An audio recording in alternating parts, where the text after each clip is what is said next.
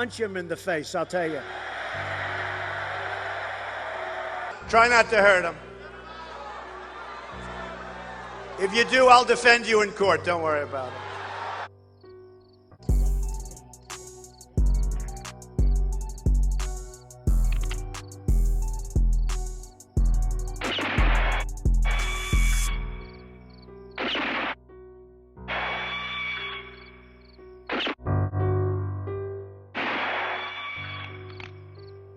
Good old days, this doesn't happen because they used to treat them very, very rough. And when they protested once, you know, they would not do it again. Part of the problem and part of the reason it takes so long is nobody wants to hurt each other anymore, right? I don't know if I would have done well, but I would have been out there fighting, folks. I don't know if I would have done well, but I would have been boom, boom, boom. I'll beat that. Do you plan on paying for the legal?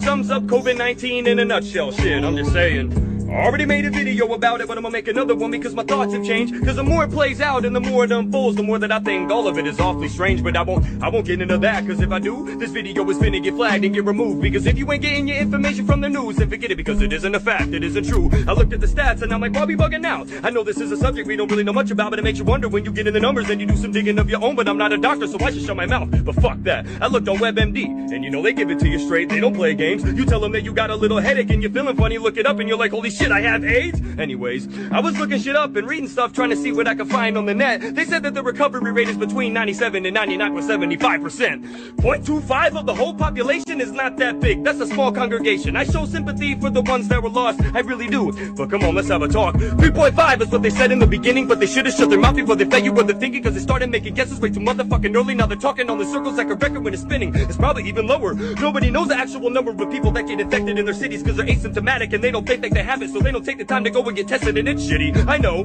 But take that figure and add it to the numbers that they're pumping up at the hospitals and you'll have a way lower ratio than before. I mean, goddamn, this shit is fucking impossible.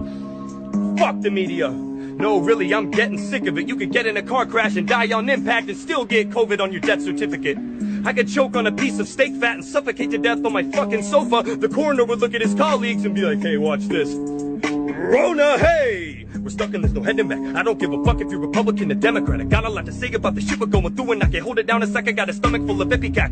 Ain't no hanging with your folks, pals, any friends. If you see them, better send the drones out, get them in. Shit is really turning so foul, very grim, feels a little, I don't know, totalitarian. News over the last 24 hours, I think, has been somewhat downplayed about the Justice Department dropping charges against Michael Flynn, and the fact that there is no precedent that anybody can find for someone who's been charged with perjury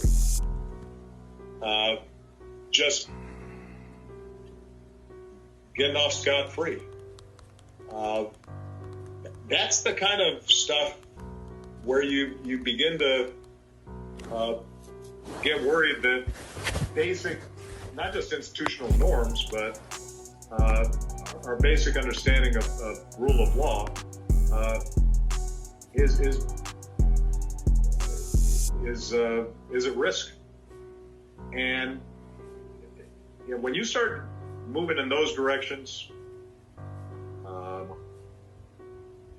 it can accelerate pretty quickly, as we've seen in other places. So I am hoping that all of you feel the same sense of urgency that I do.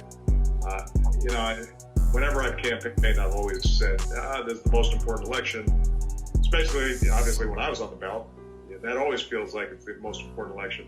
This one, I'm not on the ballot, but I am pretty darn invested.